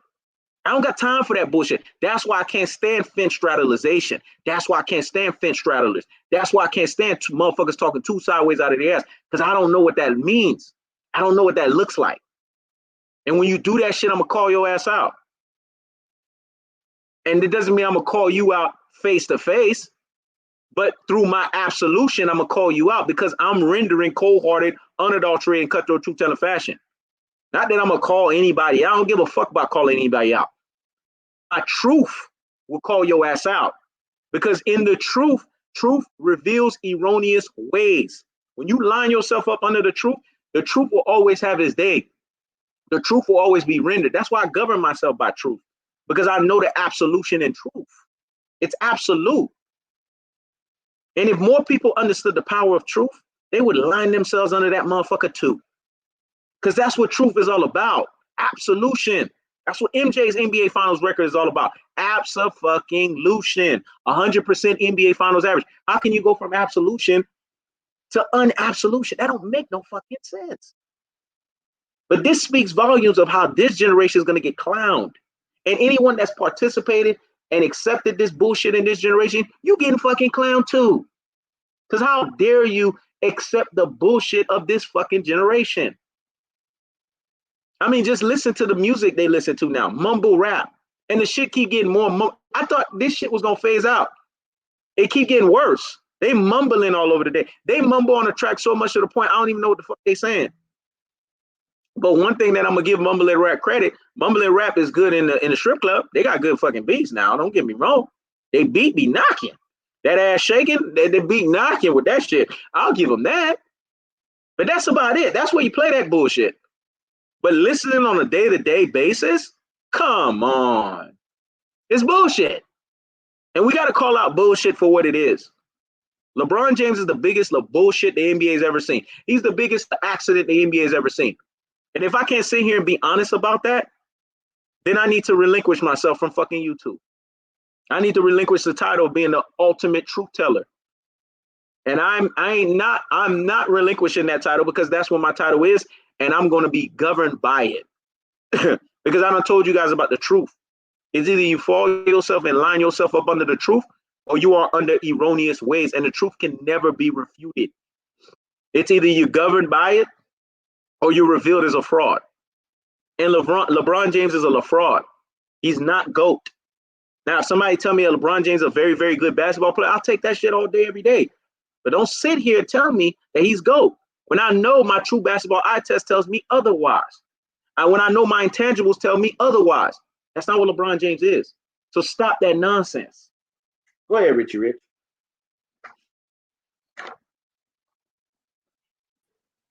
You went in, man, but yeah, like what Jalik was saying earlier, man, about that's the thing. He doesn't realize that the media has pierced his brain, man, and has made him look at the game another way. Like when he was bringing up the point by look at Jordan. He hasn't shown that he could play without Phil Jackson. Mm-hmm. He couldn't. He hasn't shown that he could win without the triangle offense. Why should Jordan see? Look, he's expecting Jordan to leave to go to another situation. That's how these LeBron James fans are. Like they're looking at basketball to where they're not looking for their player to stay one place and play there for their whole career. They're looking at this guy to continue to make moves, to be opportunistic. Always look for the better situation, to put yourself in a situation where winning is definitive.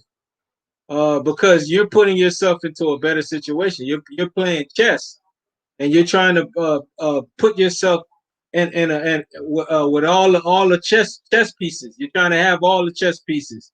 You're trying to clear out all the like obstacles in front of you, and put yourself in a better situation so you can win. So it can be a guarantee to win. That's how LeBron has his past decade has played out for him. Jordan didn't look at the game like that. He looked at the game as he sees competition, man, and he wants to see how he can do against that competition. He wants to play against the best. He wants to beat the best, and he's not going to just hop to another situation to beat the best. It's going to how can I say? It's going to lessen what we think about him as a great player, and that's what it should be with LeBron James. We shouldn't look at LeBron James as a great player. We should look at LeBron James as, okay, yeah, he's a talented guy, but he's a guy that put himself in advantageous situations to win, and that's how he should be graded. He shouldn't be graded with a curve. He should be graded straight up, and that should be a knock on his legacy. You know what I'm saying? He's gonna have a legacy. He's got 4 titles. He's got 4 MVPs, but finals MVPs. But how did he go about winning those four finals and 4 MVPs? He put himself in a better situation. Yeah, he couldn't play with he didn't play with a Hall of Fame coach. But check this out, Jalik. If Phil Jackson was his coach, and remember, it wasn't guaranteed. They didn't win right off the bat when he became the coach too. They still lost against the Pistons for a few years. Imagine if Phil was coaching LeBron James and they still was losing to the Pistons. LeBron would have got that man fired, dog. He would have got that man fired. Like Coach Black. You remember how LeBron got Coach Black fired? It was damn near in the finals that year, and Coach Black didn't have Kyrie and Love that year. The thing is, LeBron wants a yes man. He wants a guy that he could have there as a plant, and he could be able to do whatever he wants. That's what he had in Tyronn Lue, and that's what he had there in Frank Vogel, pretty much. He was Frank Vogel pretty much let LeBron James do what he wanted to do. But the thing is, LeBron had players on his team that gave LeBron the clear advantage to win. Anthony Davis, as I talked about in yesterday's show, that when he was on the floor, the Heat were shooting 40% from the field goal percentage. When he was off the floor, the Heat were shooting 58%. Anthony Davis in that series, he was golden, man. He was their guy. If he wasn't on that floor, the Heat would have had a chance to win. Because he graced that floor, the Heat were not going to win because he was shutting the Heat down. He was making sure he was their quarterback on defense. He was the guy that was causing fits for the Heat. Jimmy Butler was scared to drive to the hole. Bam Adebayo looked out of place because of Anthony Davis, man. Guys on the Lakers were able to play defense a certain way because of the defense that AD was playing. Calvin Tavius Pope, he was able to be a really good defender out there because he knows he has AD as a quarterback on defense. Facts. LeBron James, man, was able to look the way he was because he had AD out there, man, doing the heavyweight lifting. And that's what LeBron James, that's what we got to expect out of LeBron, a guy that's going to always look for the easier situation. He's going to look for the easier path to win. And when you compare that to MJ, there's no comparison because MJ does not take easy paths. Facts. He does not take easy paths. MJ was always a true competitor, just like Kobe. Kobe was not, just like how Kobe mentioned in his last game against Utah. The best moments for him wasn't the winning. It's actually when he lost. People look at Kobe weird for saying stuff like that, but that's how Kobe challenged his mind, man. That's how Kobe challenged his mental. He wanted to see how he was able to bounce back from a failure. Not a lot of people like being in those situations, man. That's a high pressure situation. How can you bounce back off of a failure, man? Can you come back from it, or what are you gonna look for a better situation like LeBron, or are you gonna stick around and try to right your ship and overcome that overcome that failure? That's what Kobe did, bro. Kobe showed that he could overcome those failures. They said that man was not gonna win without Shaq. He showed that he could win a title not once but twice without Shaq, with a lesser player as well. Paul Gasol is no Shaq, and Paul Gasol needed Kobe. He needed Kobe. Who was the coach of the Lakers when he won? Who was the coach when he won? Who was the coach? He's right. That's right. It was Phil Jackson. But let's look at it this way. Kobe was working on Powell. He was turning Powell into a beast. Kobe was the guy that turned Powell into that monster that he became. That's what you got to understand. Kobe was using mental games with Powell. Powell was soft, man. If you don't recall, you remember that Boston series when Paul got tore to shreds by KG. KG was making a Powell look like his little biatch. Kobe was challenging Powell, man, all throughout that offseason, all throughout that Olympics, when he was playing those mind games with Powell, and that toughened up Powell, man. And Powell came back the next season, he became a different player with a different mentality. And they went on a back-to-back run. That was all Kobe right there, man. Because that's what you got to do. Phil was the head coach, but Phil wasn't working on Powell. It was Kobe that was working on Powell. Kobe was able to show that he matured as a leader. He matured as a teammate then. People were disrespecting that dude, saying that he wouldn't win. Ray Allen was one of them. He was a peer in basketball saying that Kobe was not going to win a championship without Shaq. Kobe proved that dude wrong. And Kobe was able to beat the Boston Celtics in Game 7. So listen, man, sometimes it's not about the head coach. It's about what your superstar can do. You know what I'm saying? It's about what he can do.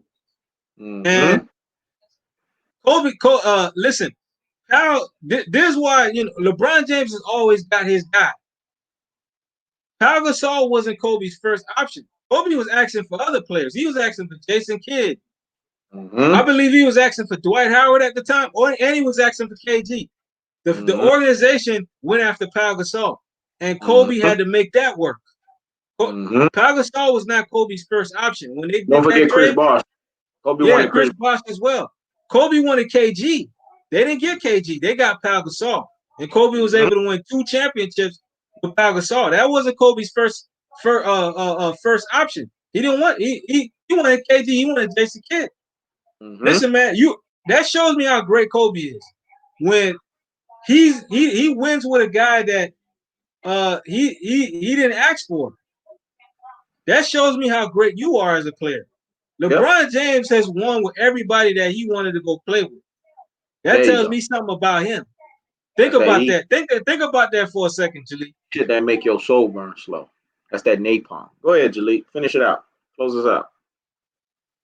Nah, shout out to He Knows the Sports, the best publicist in all of basketball, and his right hand man, Richy, aka Rich the type that need help. He can't go one-on-one. He need help, and I still beat y'all. Like he knows the sports. Y'all jump me. Y'all jump me. I handled you so well. I handled you so You've been muffled up right now. Y'all jump me. You can't go one-on-one. Richy don't need none of me, dog. Finish your ass. He need help, bro. You didn't listen. He need help. You didn't listen. You couldn't come back. You couldn't come back or have a rebuttal for any of the stuff that I came into. Because I told y'all, I told everything y'all said. Yeah. Because y'all need Phil Jackson. That's what I'm trying to tell you. The guys that y'all think y'all need Phil Jackson.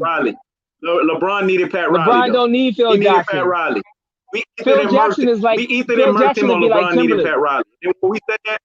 When we said Pat Phil Riley Jackson to him, is like Dr. he went Dre. on higgity hush status. LeBron needed Pat Riley. LeBron admitted that. These LeBron standards stubborn, dog. Hey, hold on, Jalik. You know LeBron admitted that shit when he won his Mickey Mouse title. Yeah, I'm sorry. If it wasn't for Pat Riley, I wouldn't know how to win championships. I'm surprised you don't mention that. You're a LeBron tart. You should be uttering that. It's out of LeBron's mouth. Hold on. Pat Riley wasn't the coach. No. Who's the coach of the Lakers? Who's the coach of the Lakers? Vogel, right? Back in your face. LeBron James said, if it wasn't for Pat Riley, I wouldn't have known how to win championships. So what do you have to say with that? LeBron said that. What do you have to say with that? Huh? No. I mean, nigga, y'all, he don't have Phil Jackson. Okay. He doesn't have Phil Jackson. Y'all changing the game. Pat Riley's one of the greatest coaches of all time, man. If you can't answer that straight up, I just asked you to give a straight up answer. He said that Pat Riley. See, you don't know. He wasn't the coach. Inner workings. You don't know the inner workings of what happened. I already educated you. Pat Riley used to call them up to the skybox. You don't know that. Pat Riley used to call their ass up. Pat Riley used to call their ass up in the skybox and run plays. You don't think Pat Riley was in those locker rooms? Fuck out of here, man. Those locker room meetings. You don't know what you're talking about. Come on, bro. See, now y'all got different rules, He don't even want to acknowledge that LeBron James out of his own mouth. LeBron out of his own mouth said that if it wasn't for Pat Riley, I wouldn't have won title. Who's the better coach? Because Pat Riley influenced him. It depends who you ask. Some people say Pat Riley is greater than Phil. Some people say I say Phil. Osa. I say Phil's greater than Pat Riley. Osa, who's the GOAT? Now I'm talking to my dog Osa. Who's the GOAT? LeBron or the guys that need Phil Jackson? The guys that need Phil Jackson. You know. Are you talking out of LeBron? Are you I'm talking surprised, out of LeBron? That's like being dependent. That's like being dependent. And then let me ask you this. I had a question for you who knows the sports, because you're a guy that likes to read. You're very intelligent. You look like you probably was the first black guy to graduate from Princeton in Dade County. Listen, I need you to do a segment on the law of attraction, because you said LeBron puts himself in a situation. Why can't you break it down even further and talk about the law of attraction? Aren't you supposed to put yourself in the best situation? I'm glad you brought that up. Bro. You're not giving him credit for that. I could paraphrase that. The law of attraction. He's a winner. He is a winner. It's not by accident. LeBron James has manipulated the law of attraction. He has in his favor. I'll give him that. But just because you manipulated the law of attraction in your favor, that doesn't mean that you did anything special. That just means that you just know that you're not Michael Jordan or Kobe Bryant. You can't do like what Richy Rich said. You can't just have whatever's in front of you. So you have to manipulate the law of attraction so that you can get what you need to get what you can get. I mean, that's the it. Greystone ring chase. The Greystone ring That's chase. it. When have we ever seen Kobe Bryant leave for another situation? Jordan leave for a better situation. Tim Duncan leave for a better situation. Oh, you wasn't there. You don't remember when Kobe was asking for a trade? You wasn't there when Kobe was asking for a trade. And okay, before y'all go, break down what's Kobe's record when he didn't have Phil Jackson? What was How his much did record he when win? he had Phil Jackson?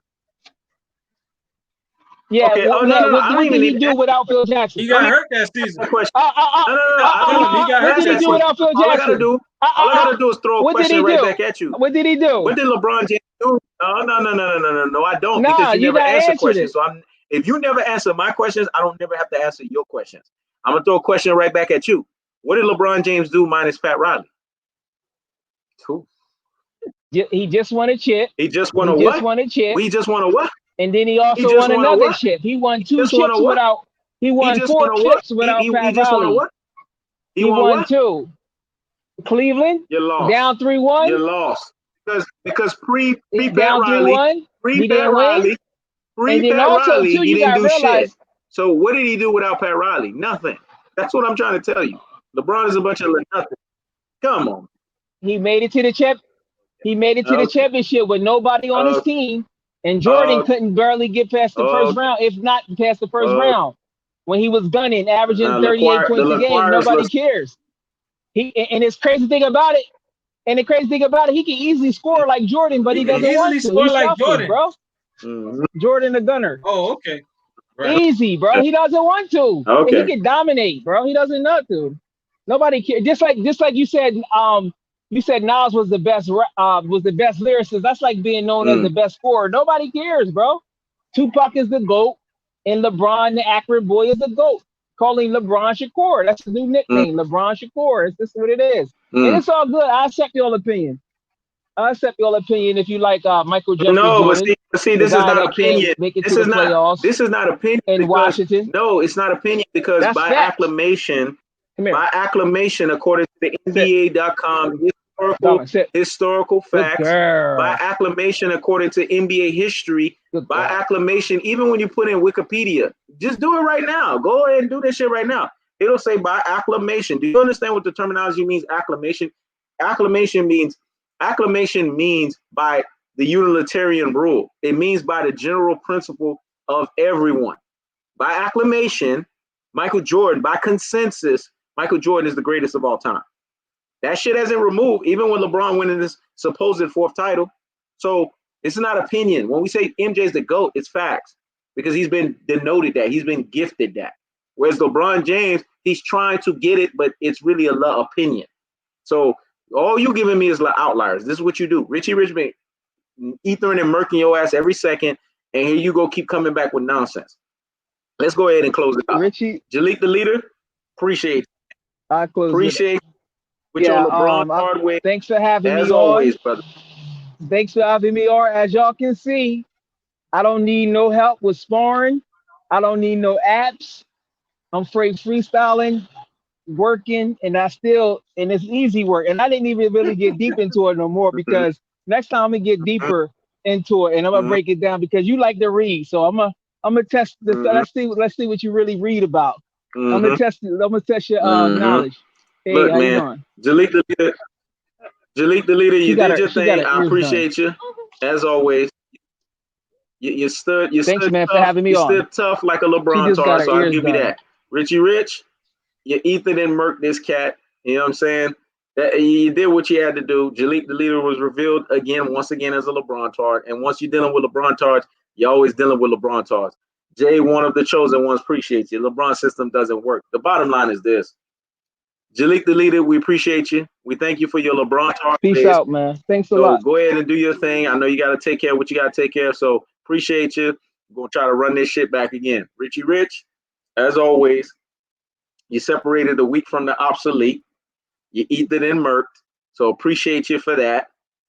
And me, I just, narrated. But every now and then when I heard that LeBron tard nonsense, I had to step in. So bottom line is, appreciate everyone on the panel. Appreciate everyone on the chat. Make sure you guys donate to the platform. Super Chat, Cash App. give your Sundays best, because we're giving you guys great performance. We're giving you guys great shows. Make sure you guys check out hknossport.com. New articles are being put out left and right. You know what I'm saying? We're doing all kinds of things over here because we are multifaceted. We are Geppettos over here. We do everything. So we appreciate all of y'all. We thank you for your participation, because time is the most important thing that someone can give you. So we appreciate that. We thank y'all for that. And we're going to see y'all again. It may very well be tomorrow again. We may run this thing back tomorrow. Y'all know, just keep a lookout on the community post. Those that are new to the platform, make sure you hit the subscription button, comment, like, and share, because we bringing that heat and that fire. And we're keeping the foot on the what on the next. We keeping the foot on the what on the next. Richy Rich, you handled yourself very well. So you have nothing to worry about. You did your thing. As always, you brought up logic over bias. And that's what people have to understand. Logic, when it's brought up over bias, it reveals bias as what? Bias. So y'all have a great hump day Wednesday. Don't do anything I wouldn't do. Keep y'all social distancing, 6 feet proximity, and we'll see y'all again. This is Hkhs Sport checking out. Peace, Richy Rich.